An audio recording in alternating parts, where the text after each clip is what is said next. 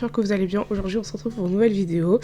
Donc c'est l'épisode 2 de Hacker Ouvert. Donc je ne vais pas vous répéter en quoi consiste cette nouvelle série. Vous n'avez qu'à regarder l'intro de l'épisode 1. Donc voilà, comme je vous l'ai promis, il y aura plusieurs épisodes de cette série. Je crois qu'il y a 4 épisodes, un truc comme ça. Donc ça c'est l'épisode 2. Donc oui, j'ai pris du temps à sortir le deuxième épisode parce que tout simplement c'est des sujets pas si anodins que ça. Donc je pense que je peux pas me permettre de enchaîner émotionnellement, c'est dur. Donc oui, entre les épisodes, il y aura un petit certain laps du temps. Du coup, comme j'ai dit, aujourd'hui c'est l'épisode 2 et cet épisode porte, comme vous voyez au titre de la vidéo, sur la dépression. Et c'est pas anodin que je viens de vous parler de ce sujet, tout simplement parce que je suis dépressive depuis maintenant 4 ans. Voilà, et du coup je vais vous parler de mon parcours, de comment je l'ai apprise, comment je me suis soignée, mes symptômes, mes chutes, mes hauts, mes bas, bref, voilà. Sans plus attendre, la vidéo peut enfin commencer. Comment j'ai découvert que j'étais dépressive? En fait, je pense que je l'ai découvert en 2 temps. D'une certaine manière, je me doutais déjà que j'étais dépressive, mais je l'avais pas accepté. Et du coup, genre, je pense que je l'ai découvert peut-être en septembre 2021, après ne pas être sortie de toutes mes vacances, ok, j'ai vraiment déprimé toutes les vacances et je pense que c'est à partir de là que j'ai compris que j'étais dépressive et ça s'est vraiment accentué du coup quand j'ai fait ma plus grosse chute. Et ensuite, ça a été reconfirmé quand j'ai pris rendez-vous avec un professionnel pour pouvoir confirmer que j'étais dépressive. Donc voilà, c'est à ce moment-là que j'ai découvert.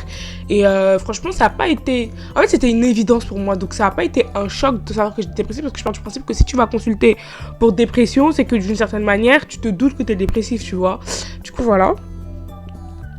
Et c'est comme ça que j'ai découvert. Et il y avait des symptômes qui ne trompaient pas. Et de toute façon, ça, on va y revenir plus tard. Comme je vous ai dit, genre, la dépression, elle est arrivée avec... ma grosse dépression, elle arrive avec une grosse chute. Donc, ma grosse chute, elle a duré de novembre 2021 à mars 2022. Donc, c'était hyper intense. Je crois que c'est l'une des plus grosses chutes que j'ai pu avoir. En tout cas, le moment le plus gros que j'ai pu avoir tout le long de ma dépression. Et je vous cache pas que... je suis encore très traumatisée par ce moment-là parce que, c'est-à-dire que rien n'allait. J'avais rien pour moi à cette époque-là. En plus, il faut savoir que la dépression m'a fait prendre 20 kilos, même un peu plus de 20 kilos. Donc, je suis passée d'un petit 60 à un grand 80, 82, quoi. Et j'ai pu perdre parce que là, je pense que même vous voyez dans mes anciennes vidéos, bon, elles y sont plus, mais dans mes anciennes vidéos, vous voyez que j'ai grave pris du poids, j'étais en pleine dépression. Et bref, du coup, je vous raconte ma plus grosse chute parce que là, depuis tout à l'heure, je débite, mais je ne raconte pas le pourquoi du comment je suis là. Donc, ma plus grosse chute, comme je vous ai dit, elle a duré 4 mois. 4 mois très intensifs, 4 mois très douloureux, 4 mois très traumatisants. Je ne sais pas si un jour je vais pouvoir m'en remettre. Donc, comment ça s'est passé? En fait, tout a commencé par le fait que j'ai eu un grand changement dans ma vie. Donc, comme je vous ai dit, j'avais déjà des petits moments de dépression, mais c'était que des petits moments, en fait. C'est-à-dire que c'était tout doucement, on allait vers la grosse chute, et c'est-à-dire que j'arrivais encore à gérer parce que je retrouvais une vie sociale, je retrouvais un environnement où j'étais plutôt à l'aise, un environnement qui m'était familier. Sauf que là, c'était un gros changement parce que pendant 3 ans, j'étais dans la même classe avec les mêmes personnes, je côtoyais les mêmes personnes, je faisais le même trajet, j'avais les mêmes professeurs, et là, du jour au lendemain, je fais 2 heures de route. Je vais dans une ville que je connais pas, dans une école que je connais pas, avec des professeurs que je ne connais pas, avec des gens avec qui j'ai du mal à sociabiliser. Faire, pas une formation que je ne connais pas, mais une formation que je n'avais pas conscience... Enfin, en tout cas, je ne m'étais pas assez renseignée sur la filière que j'avais choisie, dans le sens où moi, j'ai fait un bac pro hôtellerie-restauration, comme je vous ai dit dans mon avant-dernière vidéo. Et là, j'ai dû faire un BTS hôtellerie-restauration et j'avais pas conscience, en fait, que je n'aimais pas le monde de la restauration et de l'hôtel. Ça veut dire que, en gros, comme je vous disais, j'ai changé du tout au tout. J'ai tout changé, tout mon environnement, il a été changé. Et du coup, en fait, ça a été un gros choc émotionnel. Et comme tous les traumatismes qui ont pu arriver dans ma vie, je me disais toujours, c'est pas grave, laisse, c'est pas grave. Sauf que là, ça m'a laissé. J'ai pas pu laisser. Genre, quand on dit tout laisse là, tout m'a laissé parce que j'ai pas pu tenir. Et en fait, j'ai essayé de m'accrocher. Sincèrement, j'ai essayé de m'accrocher. Je me suis dit, c'est une nouvelle année, essaye et tout. J'ai essayé de toutes mes forces. Déjà, à l'école, les notes, elles étaient catastrophiques parce que je ne suivais pas. Je n'arrivais pas, ça ne me plaisait pas. J'étais pas épanouie. Les camarades, j'avais juste un seul camarade avec qui je m'entendais de ouf. J'en avais qu'un seul. Les autres, c'était trop compliqué. Je vais m'évader les week-ends pour pouvoir être avec mes amis. Je pouvais pas avoir mes amis parce qu'ils avaient leurs trucs à faire. Il y en a qui travaillent. En fait, c'était compliqué. C'était vraiment compliqué pour se dire, je vais me poser. Le week-end, je vais être avec mes amis. Du coup, ça m'a que renforcé, en fait, dans ma chute. Donc j'étais encore de plus en plus seule. En plus à la maison ça a commencé à ne pas trop aller. Patati patata. En fait j'avais rien pour moi. Et donc j'ai commencé un peu à sécher. D'ailleurs je sortais de 3 ans ou... Non, de 1 an et demi où je me permettais de sécher sans avoir de grosses conséquences. Où je travaille plutôt bien. Donc là pareil, je continuais. Je séchais un petit peu, je revenais. En fait au début tout le monde s'en foutait. Et ensuite ma prof principale elle a commencé à être sur mon dos. Et j'essaie de toute façon... direct et indirect de faire comprendre que c'est chaud au quartier, c'est chaud à la maison, mais j'ai l'impression qu'elle voulait pas vraiment comprendre. J'ai l'impression que elle, ce qui l'intéressait, c'est de savoir pourquoi je travaille pas, rendre les devoirs, essayer de venir et faire un sourire. Genre, faire en sorte que le taux d'absentéisme de la classe ne baisse pas par ma faute et la moyenne de la classe pareil. Elle n'était pas compréhensive et j'avais qu'une seule prof qui était compréhensive, les autres, genre, c'est pas qu'ils étaient pas compréhensifs, mais ils faisaient pas du cas par cas. On n'était pas une grosse classe, hein. On n'était vraiment pas une grosse classe. Ça fait 2 ans que genre je suis dans des petites classes, même si la dernière c'est vraiment une mini classe, genre on était 5, 6. Mais ça fait 2 classes où genre vraiment on était genre pas beaucoup cette classe, genre on était genre peut-être une quinzaine. Ce qui fait que genre bon, même si on n'est pas beaucoup, les profs ils ont eu encore un peu du mal à faire du cas par cas. Donc ça veut dire que les autres certains professeurs, pas. J'étais une élève parmi d'autres et il y avait qu'une seule professeure qui vraiment elle était là pour moi en fait. Sauf que la belle, je la voyais qu'une seule fois par semaine. Comme je vous disais, elle n'était pas...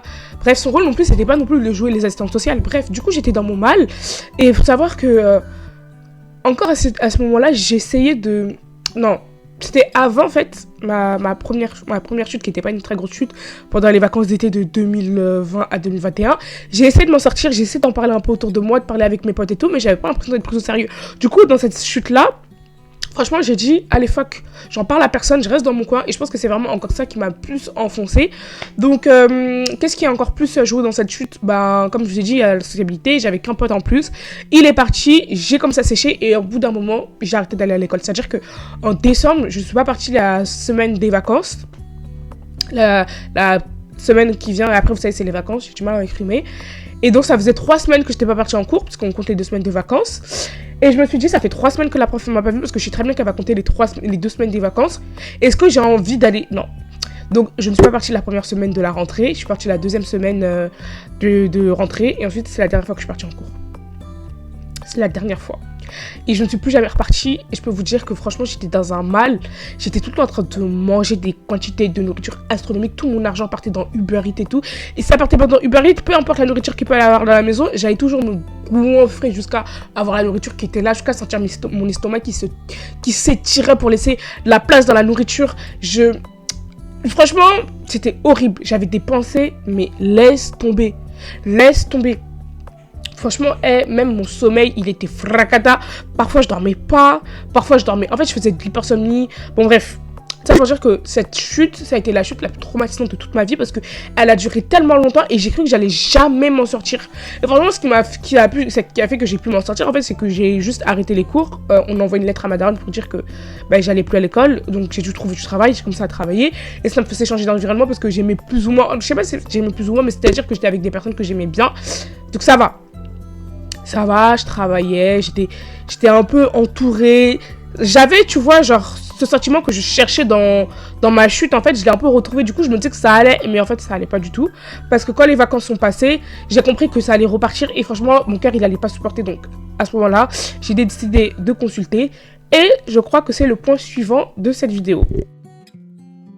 Le point suivant, comme je disais, c'est les symptômes. Du coup, mes symptômes, c'était quoi? C'était hypersomnie.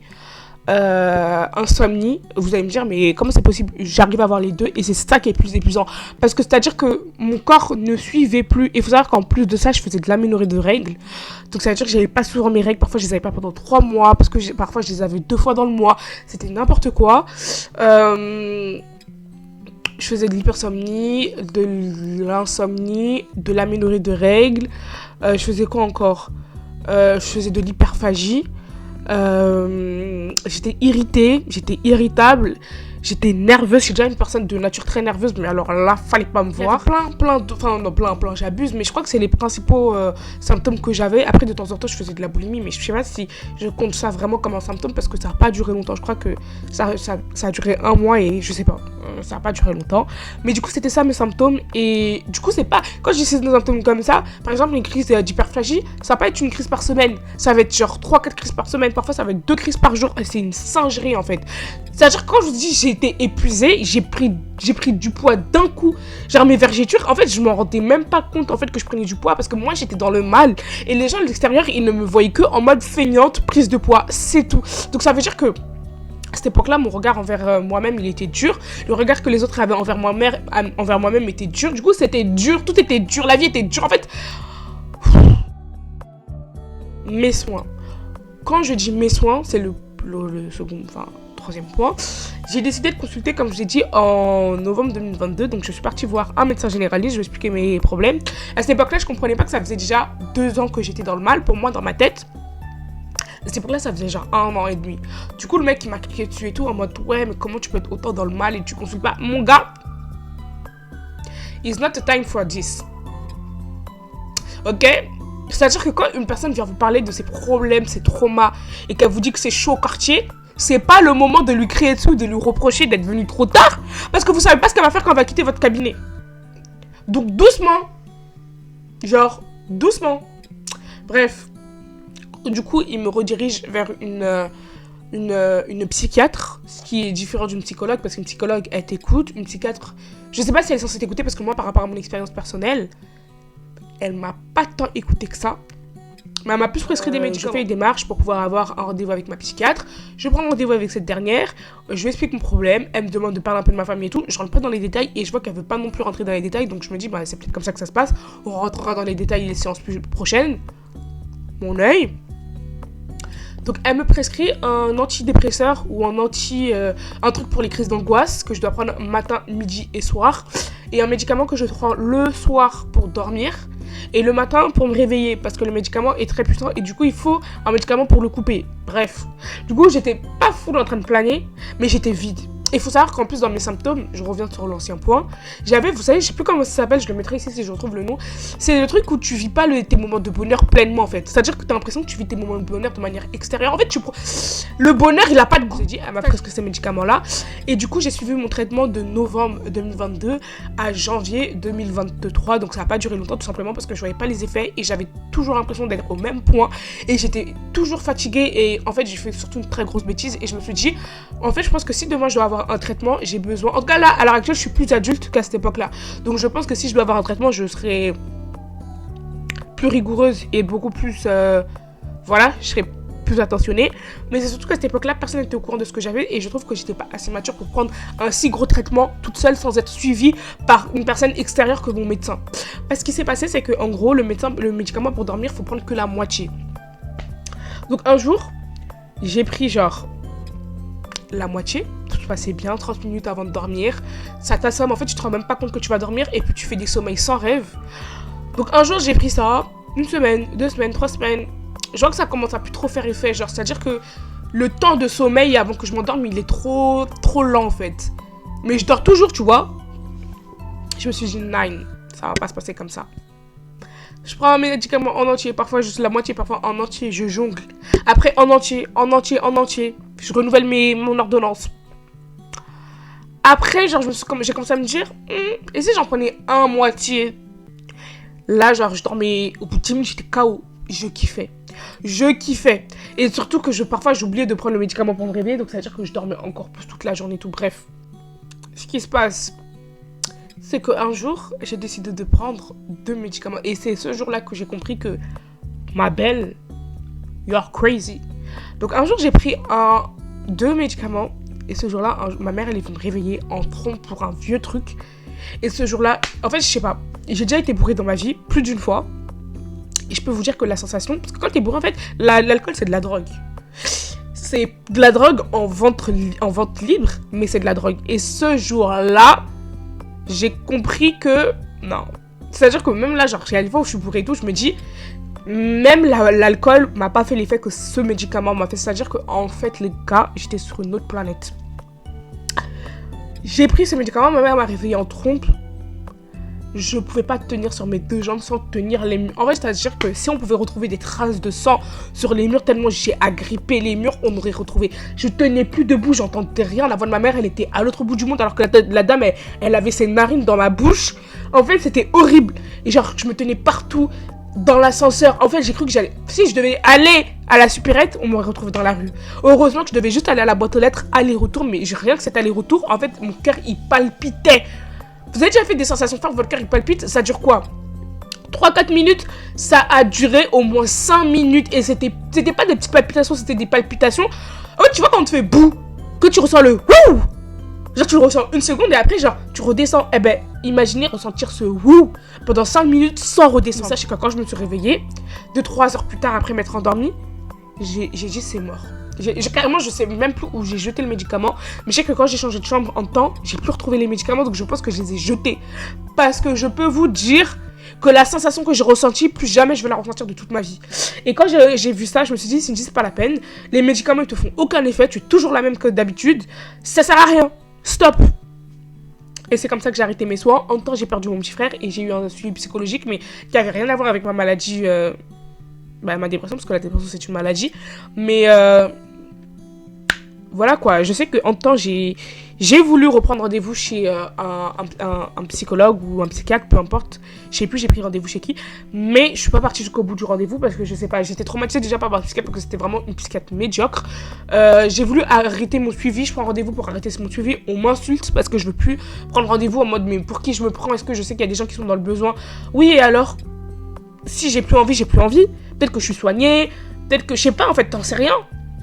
Et surtout que ma psychiatre et tout, genre, elle m'embrouillait, elle parlait mal de ses anciens clients qui venaient juste avant moi. Enfin, j'ai dit stop, si c'est pour me faire juger alors que je me sens déjà mal, c'est pas la peine. Du coup, j'ai arrêté le suivi et je pense que c'est peut-être pas la meilleure décision de ma vie, mais en tout cas, arrêter le suivi avec elle, c'était la meilleure décision de ma vie. Arrêter le suivi psychologique, c'est peut-être pas la meilleure décision de ma vie parce que ça n'a pas arrangé en fait.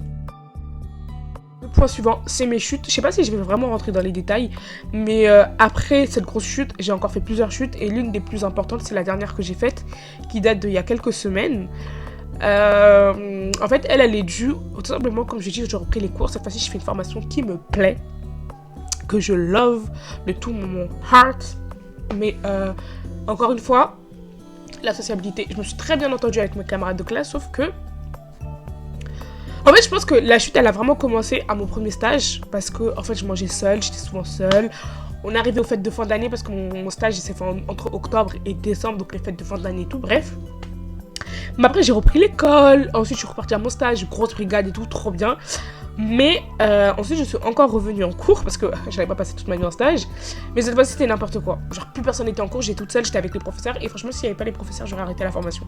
Qu'elle me plaise ou qu'elle me plaise pas, si mes professeurs, ils étaient pas compréhensifs, ils étaient pas gentils, ils étaient pas j'aurais arrêté ma formation parce que j'étais tout le temps toute seule.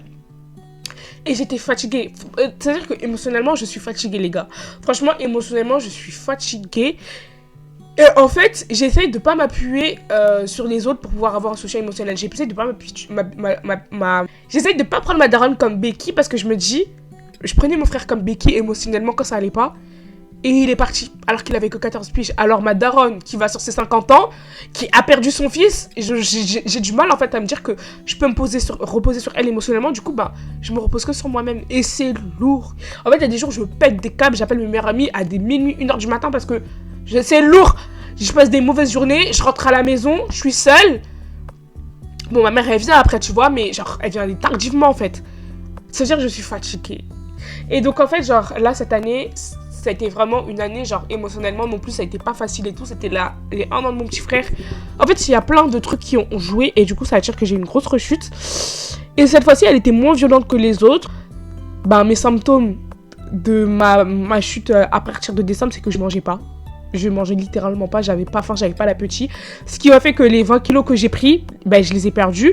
Je faisais beaucoup de sport, en parenthèse, je marchais énormément. Je mangeais équilibré quand je mangeais, et quand je mangeais pas, je mangeais pas. Mais ce qui a fait que quand ma crise elle a arrêté, j'ai pas repris, c'est que mon alimentation a été beaucoup plus saine, même pendant mes crises. Donc ça allait. Et là, mes crises d'hyperphagie, C'était 2-3 petites crises, c'était pas aussi violent que mes anciennes crises de l'année dernière, mais j'en avais de temps en temps. Cette dernière chute, en fait, je trouve qu'elle était... En fait, elle était moins violente, mais elle avait une grosse signification pour moi. Ce qui fait que là, je suis un peu en train de me dire, il faut que j'aille consulter, parce qu'il est hors de question que je commence une nouvelle année avec un trop plein de trauma. Au moins que j'ai ma psy sur le teco au cas où ça va pas, tu vois. Mais voilà, bref, c'est ça mes dernières chutes. Et j'ai pas voulu rentrer en détail parce que j'ai fait d'autres chutes, même avant ma grosse chute et tout. Comme je vous ai dit, pendant toutes les vacances de 2021, 2020, je ne suis pas du tout sortie de chez moi. Je suis sortie peut-être 3 fois, mais quand je dis 3 fois, vraiment 3 fois à tout casser. Et dans les 3 fois, peut-être il y a eu 2 sorties de plaisir et une sortie due à la nourriture. Aujourd'hui, comment je me sens? Aujourd'hui, on est le 19 juin 2024 et je me sens plutôt bien. J'ai peur de me dire que là, c'est les vacances. Pour l'instant, je fais rien. Je taffe pas là pour l'instant. Et du coup, est-ce que je me sens bien pour l'instant parce que tout le monde est dispo? Et est-ce que le mois de juillet, je vais aussi bien me sentir? Et je me dis, en fait, même si je me sens pas bien, je vais me forcer à sortir. Je vais me forcer à sortir, je vais me forcer à prendre l'air parce que je sais que là, si je dois faire une prochaine rechute, les gars, je sais pas si on va me rattraper. Et donc, d'une certaine manière, j'ai peur pour moi et j'ai peur de moi. Du coup, j'ai conscience de ce que je suis capable de me faire. J'ai conscience de d'où je suis capable de tomber. Et c'est parce que j'ai conscience de tout ça que je sais que je peux me soigner. Je sais que je peux pas me soigner toute seule. Et ça, je l'ai compris parce que pendant une période, je pensais que j'allais pouvoir me soigner toute seule. Je sais que je peux pas me soigner toute seule. Mais j'ai le cap là de vraiment aller chez la psy et m'asseoir dans le canapé parce que combien de fois j'ai pris rendez-vous et parfois je suis partie, une fois je suis partie sur place mais je suis pas rentrée dans le cabinet, j'ai fait demi-tour. Bref, les gars, c'est chaud, mais là je sais que petit à petit, je sais que là j'ai un objectif, c'est commencer ma nouvelle année scolaire en étant beaucoup plus légère. Et pour me sentir beaucoup plus légère, faut que je fasse certaines démarches. Donc voilà comment je me sens. Et en conclusion, les gars, la dépression, c'est pas un jeu. Les gars, c'est vraiment pas un jeu. On peut pas se lever tous les 4 matins pour dire « Ah non, moi je suis dépressif et tout ». Non. Genre, je peux comprendre que vous avez des moments de dépression, des épisodes dépressifs et tout. Ça existe. Genre, ça s'appelle des épisodes dépressifs. Mais être dépressif, c'est une réelle maladie. Et si tu penses vraiment que tu l'es, ça sert à rien de venir t'asseoir sur la place publique pour le dire. Va consulter. Je sais que venant d'une personne qui est en train de vous dire que j'ai du mal à les consulter, c'est facile à dire. Mais n'attendez pas de faire une chute, 3 chutes, 4 chutes, de toucher le fond, d'être sur le point de sauter par la fenêtre et d'attendre que quelqu'un vous tire pour pouvoir aller consulter. Les gars, allez-y dès que vous avez un soupçon. Parce que je peux vous promettre qu'il y en a beaucoup parmi vous qui s'auto-diagnostiquent et qui ne le sont pas. Et il y en a beaucoup qui doutent l'être et qui le sont, mais qui ne vont pas consulter. Bref, sur ce, je vous fais des gros bisous. Je vous invite à vous abonner, activer la cloche de notification parce que comme vous savez, je préviens jamais quand je sors une nouvelle vidéo. À me suivre sur Insta et TikTok parce que je suis active sur TikTok et on est 1K là-bas. On est 1118. Alors je fais mes vidéos, donc allez me suivre sur TikTok. Suivez-moi sur Instagram parce que j'ai perdu mon compte. Et c'est un nouveau compte, voilà, Dolcici, tout collé. Et n'hésitez pas à vous abonner et à partager cette vidéo si vous savez qu'une personne a besoin d'entendre ce que j'ai à dire.